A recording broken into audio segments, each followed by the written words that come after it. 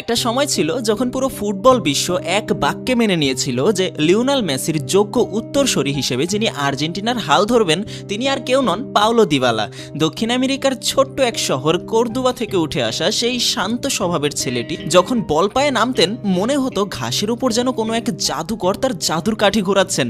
তার প্রথম ক্লাব ইনস্টিটিউটে যখন তিনি প্রথম পা রাখেন তখনই সবাই বুঝে গিয়েছিল যে এই ছেলেটা আর 10 জন সাধারণ ফুটবলারের মতো নয়। তার ড্রিবলিংয়ে ছিল অদ্ভুত এক ছন্দ। গোল করার জন্য তার বলের সাথে খুব বেশি সক্ষতা প্রয়োজন হতো না, দরকার হতো কেবল পায়ের এক মুহূর্তের আলতো স্পর্শ। মাত্র 20 বছর বয়সেই স্বপ্নের ইউরোপে পাড়ি দিলেন তিনি। ইতালিয়ান ক্লাব পালেরমাতে গিয়ে দিবালা যেন ফুটবলকে তুলি দিয়ে আঁকতে শুরু করলেন নিজের মনের মতো করে।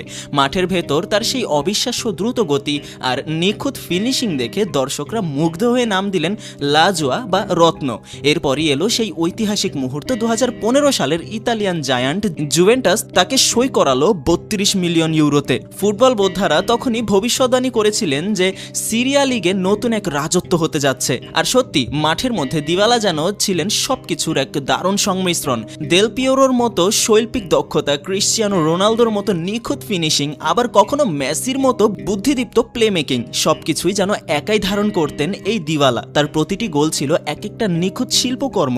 বিশেষ করে গোল করার পর সেই পরিচিত মাস্ক সেলিব্রেশন মুহূর্তের মধ্যে ভক্তদের হৃদয়ের মণিকোঠায় জায়গা করে নিয়েছিলেন। পুরো ফুটবল বিশ্ব তখন স্বপ্ন দেখছিল এক নতুন স্বর্ণযুগের, যেখানে মেসি আর দিবালা একসাথে নীল সাদা জার্সি গায়ে মাঠ মাতাবেন। অনেকেই তো তখন বলতে শুরু করেছিলেন মেসি 2.0 অবশেষে এসে গেছে।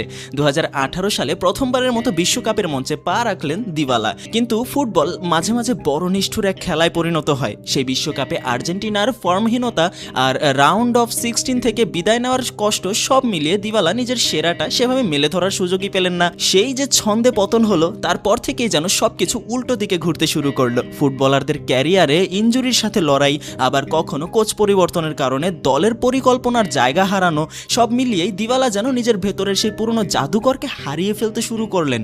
একটা সময় যে ছেলেটার পায়ের ছোঁয়ায় গ্যালারি গর্জে উঠত সেই ছেলেটাই যেন ফুটবল মাঠের একাকী এক পথিক হয়ে গেলেন। ক্যারিয়ারের সেই সোনালী দিনগুলো থেকে দূরে সরে গিয়ে দিবালা যেন ফুটবলীয় নিয়তির নিষ্ঠুর বাস্তবতায় নিজেকে নতুন করে চেনার চেষ্টা করছিলেন। 2019 সালে যখন জুভেন্টাসে ক্রিশ্চিয়ানো রোনালদোর আগমন ঘটল তখন ফুটবল দুনিয়া ভেবেছিল রোনালদোর পাশে খেলে দিবালা হয়তো আরও উজ্জ্বল হয়ে উঠবেন, তার খেলার ধার বাড়বে বহুগুণ। কিন্তু বাস্তবতা ছিল সম্পূর্ণ ভিন্ন। দলের কৌশল বদলে যাওয়ায় দিবালা মাঠের মূল কেন্দ্র থেকে ক্রমশ দূরে সরে যেতে শুরু করলেন। একসময় যে খেলোয়াড়টি আক্রমণের প্রাণ ছিলেন তিনি হয়ে গেলেন এক ছায়ায় থাকা ফুটবলার। বড় বড় ম্যাচে সাইড বেঞ্চে বসে থাকা, জাতীয় দলের স্কোয়াডে জায়গা না পাওয়া, ফর্ম নিয়ে টানাটানি, আবার বারবার ইনজুরির সেই চেনা বৃত্তে আটকা পড়ে তার সেই পুরনো আগুন যেন ধীরে ধীরে নিভে যেতে শুরু করলো। এক দীর্ঘ সময়ের টানাপোড়েনের পর একদিন জুভেন্টাস ছাড়লেন দিবালা, আর নতুন ঠিকানা হলো AS রোমা। রোমার ভক্তরা নতুন করে স্বপ্ন দেখতে শুরু করলেন, হয়তো এখান থেকেই শুরু হবে দিবালার পুনরুত্থানের নতুন এক অধ্যায়। আর শুরুতে মনে হয়েছিল সত্যি সব ঠিকঠাক হচ্ছে। হোসে মরিনহুর অধীনে দিবালা যেন হারানো ছন্দ খুঁজে পেতে শুরু করেছিলেন। মাঠের খেলায় গোল, অ্যাসিস্ট আর নেতৃত্ব দেওয়ার ক্ষমতা সবকিছুই ধীরে ধীরে ফিরছিল তার খেলায়। এই ধারাবাহিকতা তাকে কাতার বিশ্বকাপের স্কোয়াডেও জায়গা করে দিল। তবে কাতার বিশ্বকাপের মঞ্চটা তার জন্য ছিল পাহাড় সম চ্যালেঞ্জের। Lionel Messi, Angel Di Maria, Lautaro Martinez বা জুলিয়ান আলভারেজের মতো তারকাদের ভিড়ে দিবালা পুরো বিশ্বকাপে যেন ছিলেন নিষ্প্রভ। পুরো টুর্নামেন্টে ফ্রান্সের বিপক্ষে সেই শ্বাসরুদ্ধকর পেনাল্টি শুট আউটের গোলটি ছিল তার একমাত্র উল্লেখযোগ্য অবদান। তবে কাতার বিশ্বকাপ শেষে অনেকেই আশা করেছিলেন এবার হয়তো দিবালা জাতীয় দলে পাকাপাকিভাবে নিজের জায়গাটা নিশ্চিত করে নেবেন। বিশ্বকাপের পরপরই আর্জেন্টিনার জার্সিতে গোল করে সেই সম্ভাবনার একটা ইঙ্গিতও দিয়েছিলেন তিনি। কিন্তু ফুটবল বোধহয় দিবালার জন্য এক কঠিন পরীক্ষার নাম।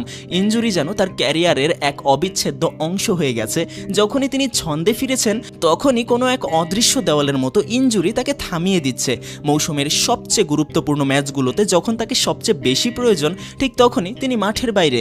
আর্জেন্টিনার দলের ভবিষ্যৎ পরিকল্পনায় নিজের নামটা লিখিয়ে রাখার লড়াইটাই দিবালার জন্য যেন অন্তহীন যুদ্ধে পরিণত হয়েছিল, যেখানে ইনজুরি বারবার তাকে মনে করিয়ে দেয় ফুটবল বড়ই নিষ্ঠুর, সময়ের স্রোত বড়ই অদ্ভুত। এখন আর সেই ডাকটা আসে না। তাকে 2026 বিশ্বকাপের প্রাথমিক দলেও রাখা হয়নি। আর্জেন্টিনার দল এখন এমন এক জায়গায় দাঁড়িয়ে যেখানে তারা দিবালার চেয়েও বেশি ফর্মে থাকা বা বিকল্পে অনেক ফুটবলার পেয়ে গেছে। লিওনেল স্কালোনির বর্তমান পরিকল্পনায় দিবালা হয়তো আর আগের মতো ভরসার প্রতীক নন। সত্যি বলতে বিষয়টা ভাবতেও কষ্ট হয় যে ছেলেটাকে একসময় স্বয়ং লিওনেল মেসির যোগ্য উত্তরসূরি হিসেবে কল্পনা করা হতো, আজ তাকে নিজের নামের অস্তিত্বটুকু ধরে রাখার জন্য লড়াই করতে হচ্ছে।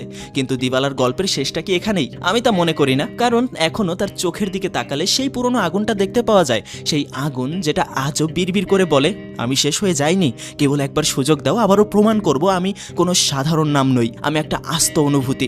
দিবালা এখন হয়তো লাইমলাইটে নেই, ফুটবল দুনিয়ার আলোচনার কেন্দ্রবিন্দুতে তার নামটা অতটা জোরালো নয়, কিন্তু বিশ্বাস করুন তার প্রতিটি শট আর বলের প্রতিটি স্পর্শে এখনো একজন খাঁটি শিল্পীর আত্মা লুকিয়ে আছে। হয়তো ভাগ্য বারবার তার সাথে লুকোচুরি খেলেছে, কিন্তু শিল্পীর সেই আত্মা যখনই জেগে উঠবে, পুরো বিশ্ব আবারও একযোগে মনে করবে কেন এক সময় আমরা বুক ফুলিয়ে বলতাম মেসির পর এই দিবালাই ছিল আমাদের আগামীর সবচেয়ে বড় স্বপ্ন।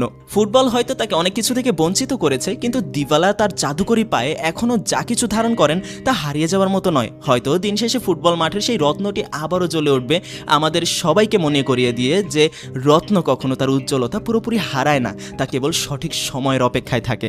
তো এই বিষয়গুলো নিয়ে আপনি আপনার মতামত কমেন্ট বক্সে জানাতে পারেন, আর ভিডিওটা ভালো লাগলে অবশ্যই লাইক করবেন, নতুন হলে সাবস্ক্রাইব করবেন।